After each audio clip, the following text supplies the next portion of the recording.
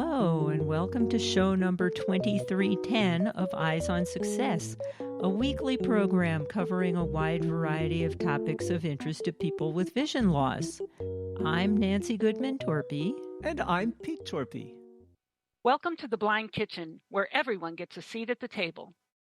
And this is a show that could probably be particularly useful for me.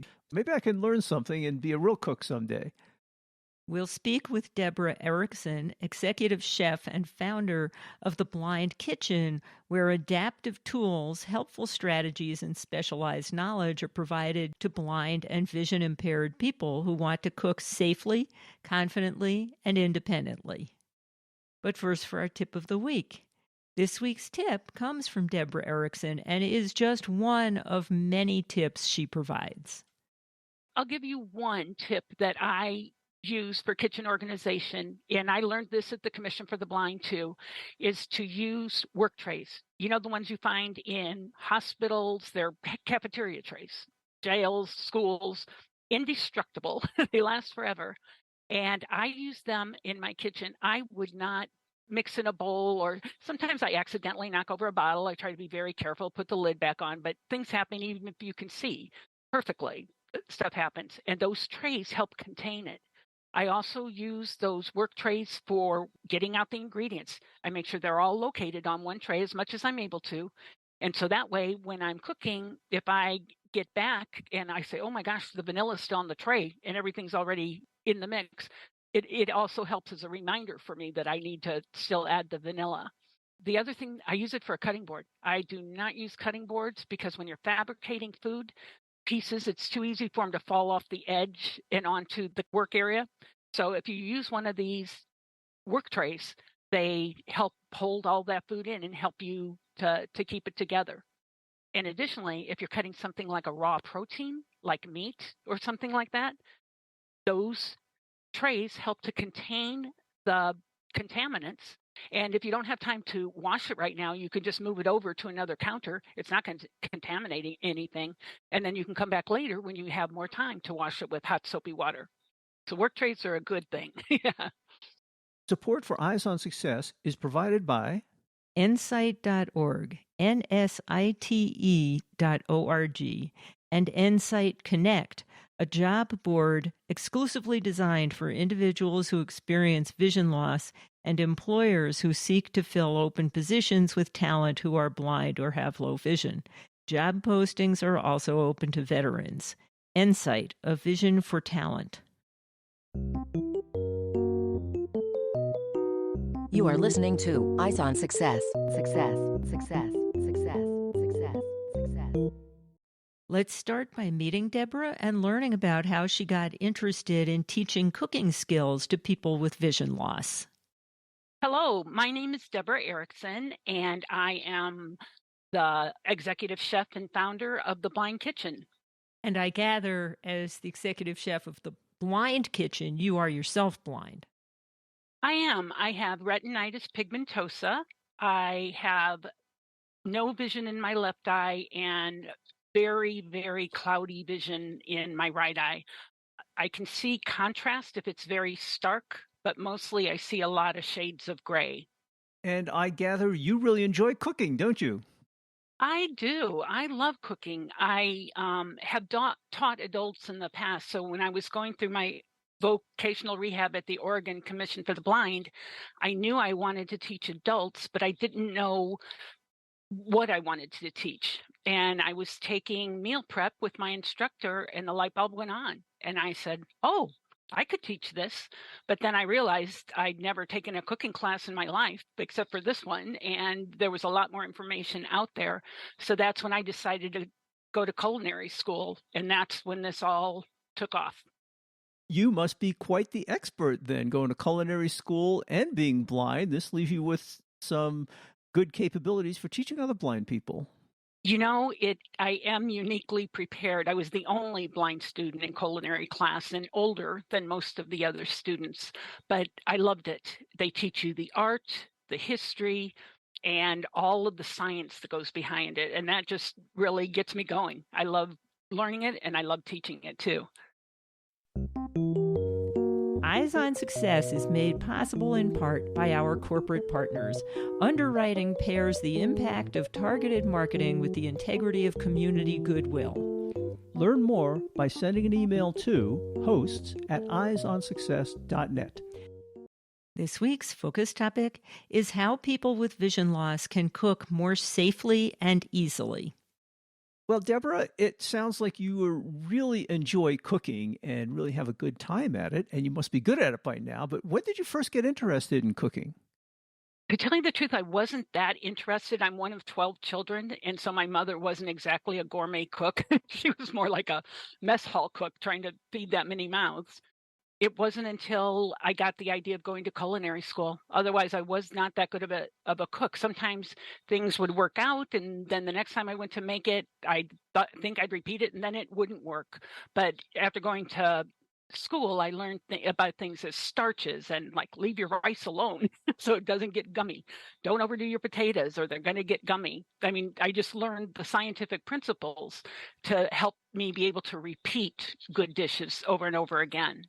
You know, I'm not much of a cook myself. My biggest meal I make is like cereal or something you can make in one pot. But I do appreciate the cooking programs. I've heard these cooking programs where they actually explain all the science behind cooking. And that makes it a lot more interesting. There's a lot that goes into it, isn't there? Yeah, I had no idea. But I also love the cooking shows that actually explain the science of things. And that's what I try to do in my work. So I teach meal prep at the Oregon Commission for the Blind now.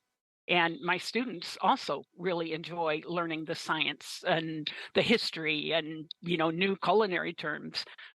You'd almost think I could speak French. So I'm curious. For those who don't know, Pete's totally blind. I'm fully sighted. And we both believe there's very little a blind person can't do.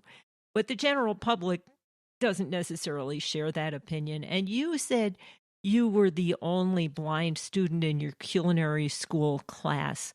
What kind of reception did you get there? I'm a very social person, but once you lose your vision and can't make eye contact and don't know the age of the person necessarily, it gets a lot harder to initiate a conversation. And I'm not one to bully my way into something. I tend to wait until someone talks to me. And for the first probably 3 months, I was paired up with some people, but they weren't real good at social skills. And so I was pretty lonely. And then one day, one student came over to me. I'm still friends with her, and put her arm around my waist and said, "Hi, Deborah, how are you?" And from then on, they invited me to have lunch with them because I was just eating in the locker room by myself. I didn't know where they went. And so it was pretty lonely at first. But once they got to know me, they got to know my sense of humor, that, I could keep up with them academically. I was slower in terms of meal preparation, but that didn't affect them. And it ended up working out really well. But it was a very slow start. Wow, I hadn't even thought about the social interaction. But that's really significant. You walk into a new situation, everybody's new, and socializing has different facets to it. It sure does. It sure does. So what kind of reception did you get from the staff, the teachers? The teachers were wonderful. Especially one of them, even before I got to culinary school, he knew he was going to have a blind student. I worked with disabled student services to make sure I had all the accessible materials and stuff. They were notified that they were going to have a blind student, and he actually went to adjoining town where there's another blind woman that owns a vegan bakery. And he went and asked her if he could spend about an hour with her, asking her questions of how to make his future students' course easier. They couldn't have been better. Wow, good for him. And they didn't flip out when you picked up a sharp knife or anything. No. And nor did they hover.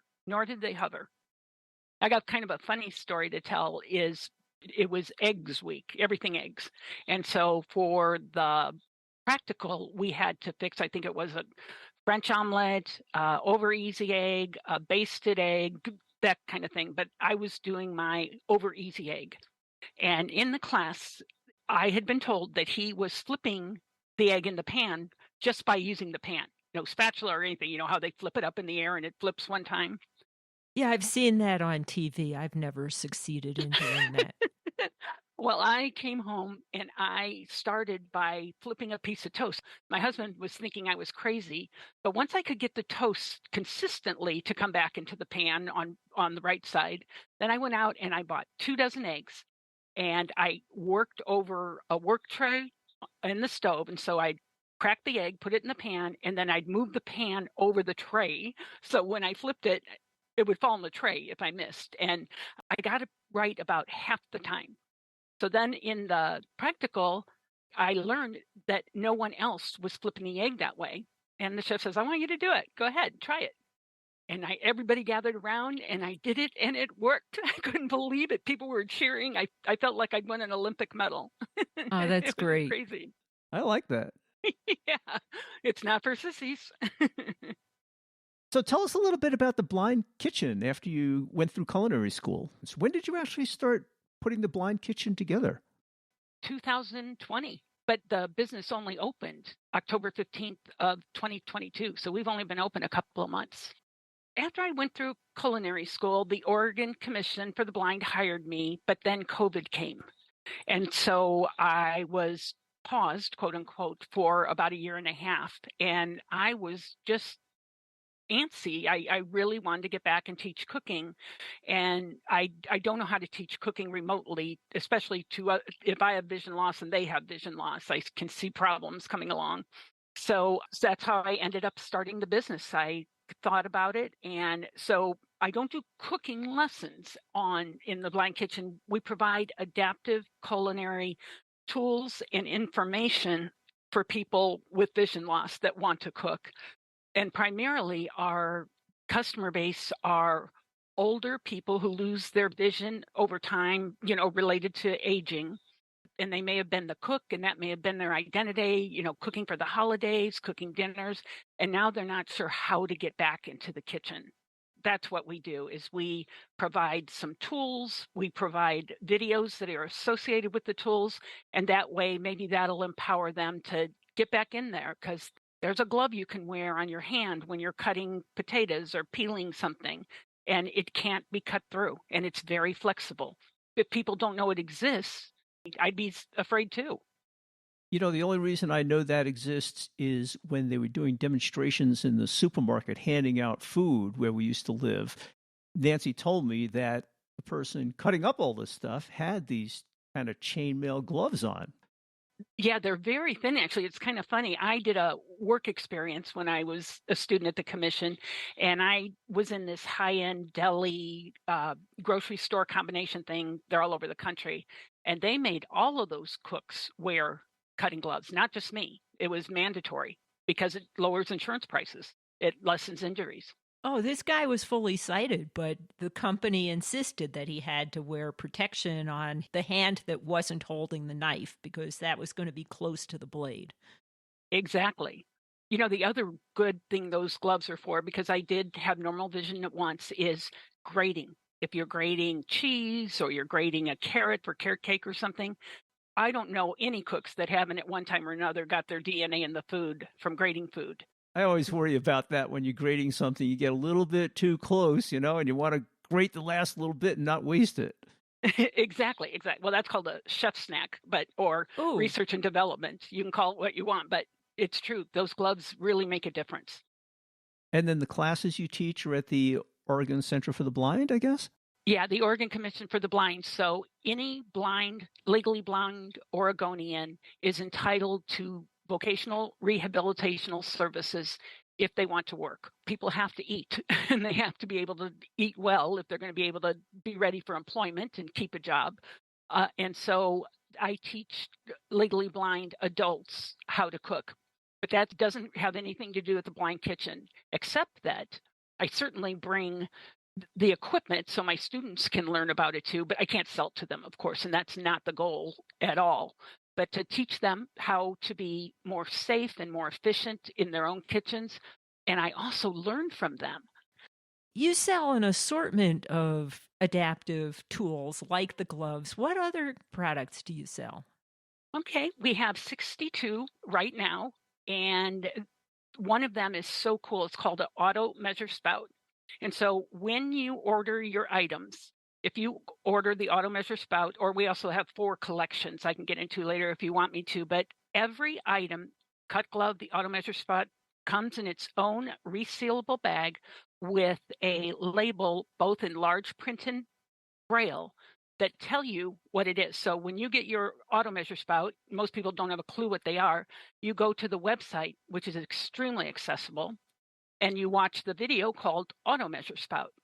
And it is relatively short, and it's also audio described. So when I'm not talking, there's a professional voice. He's got a lovely voice, and he tells the listeners what is going on, because blind people don't like silent movies. They're just no fun.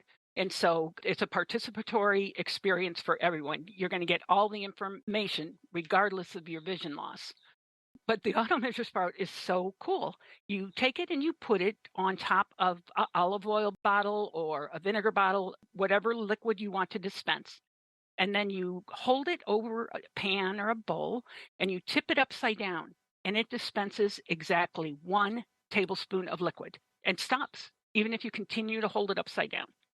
So then you tip it back upward again. And if you want a second one, you tip it upside down again. And again, it'll dispense 1 tablespoon. Every cook should have those. They are so handy. That is really handy. I mean, you just described 2 things that even sighted people could make use of. It's tough to pour exactly what you want if it's something, like a tablespoon. It's so small. And the chainmail gloves, everybody can make use of that. Yeah, no, you're exactly right. And I think only 4 of the items of the 62 are made for blind or vision impaired people. Almost all the other ones are just like that spout. It wasn't made for us, but we can use it. And so most of the things are things that are available out there. But if you watch the videos, you can say, "Oh, I never thought about using it that way," or that was a great idea. So the other thing that I really want is when we're talking about measuring wet things, that can be especially challenging.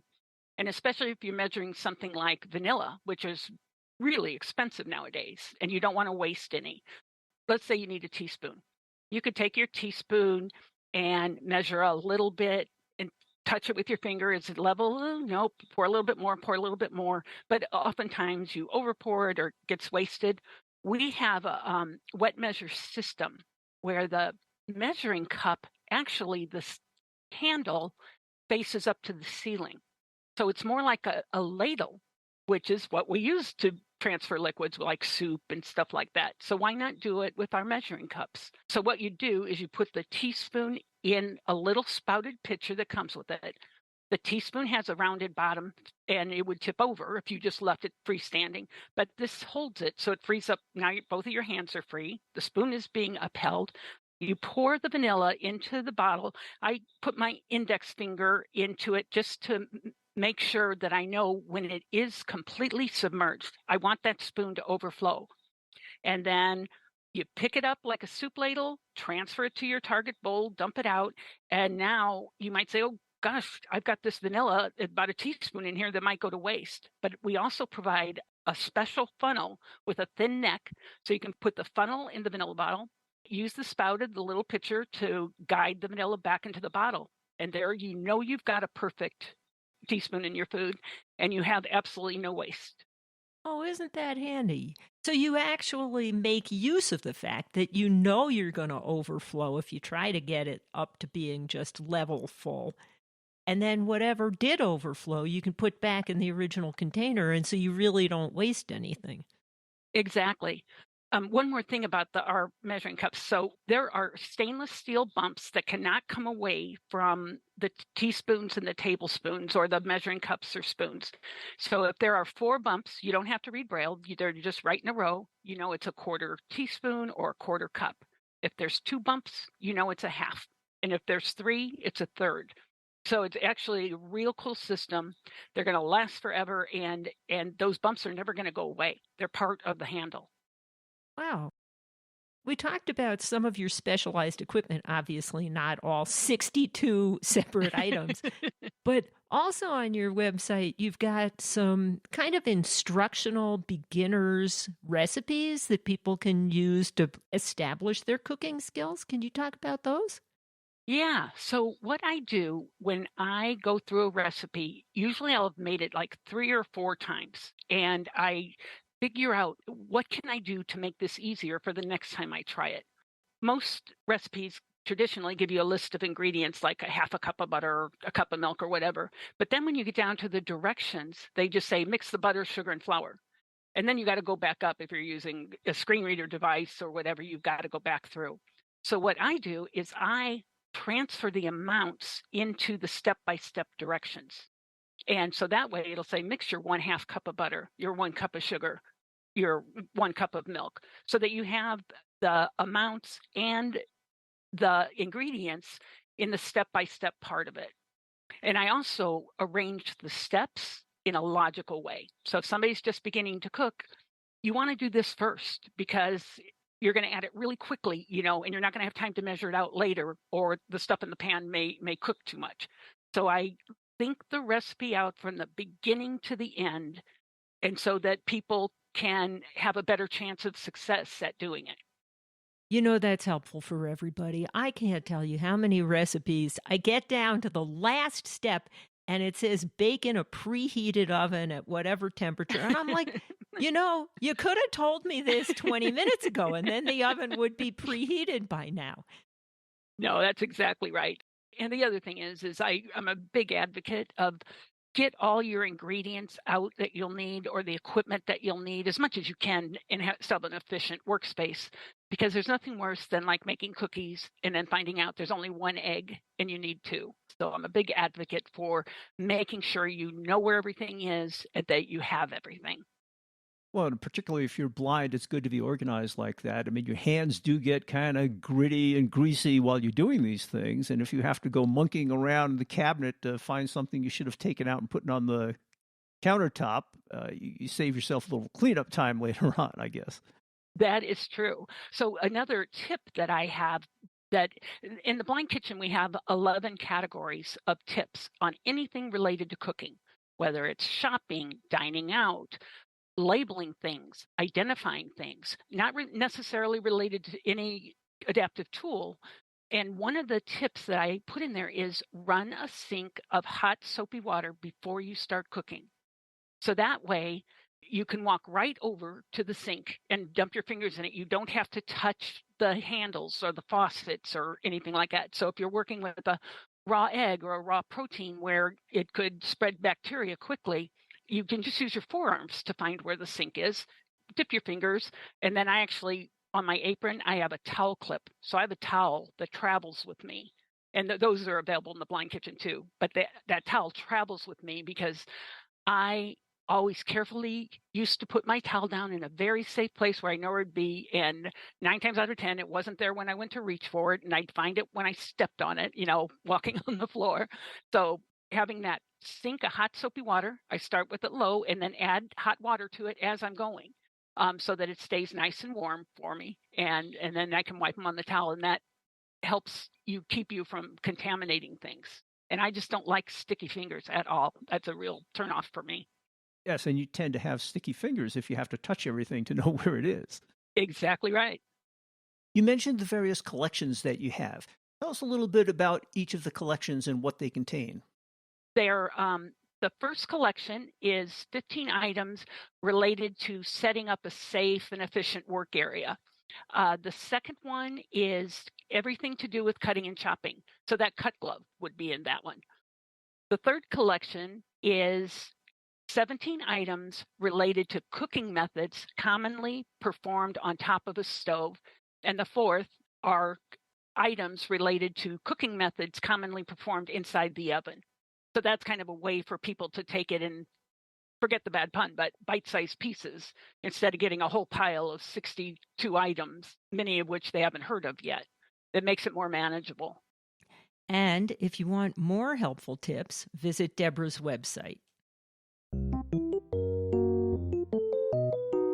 You are listening to Eyes on Success. Success, success, success, success, success. Now for this week's final item, how to learn more about the Blind Kitchen and how to contact Debra Erickson. Well, Deborah, we've mentioned several times about how you thought about everything. So if people want to avail themselves of some of the tools that you've put together, where would they go? We are a web-based company, so everything's available on our website, and it is www.theblindkitchen, TheBlindKitchen.com. And if they want to email me, you can email me at info@theblindkitchen.com. And I read all of those emails and respond to them. And I love to hear from people because people give me more ideas or they give me their challenges. And I love to solve problems. That's kind of how this all ended up coming to be. Culinary school was a problem to solve. Yeah.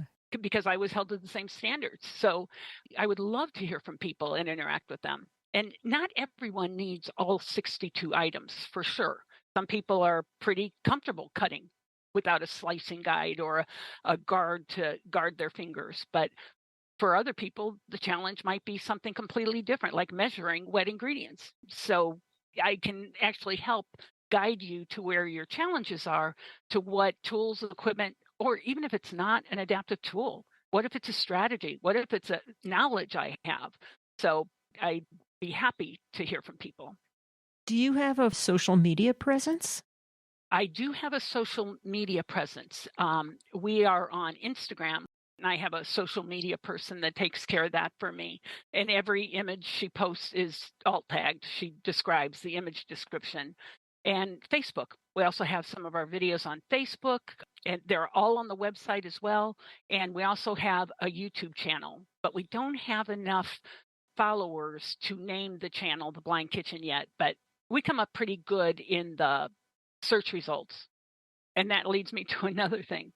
If people search under Blind Kitchen, they're going to get a show in Boston that takes people who are able to see perfectly well, like local celebrity chefs, and bring them in and blindfold them, and then they compete in culinary things. That's not me, but you have to put in the word theblindkitchen.com.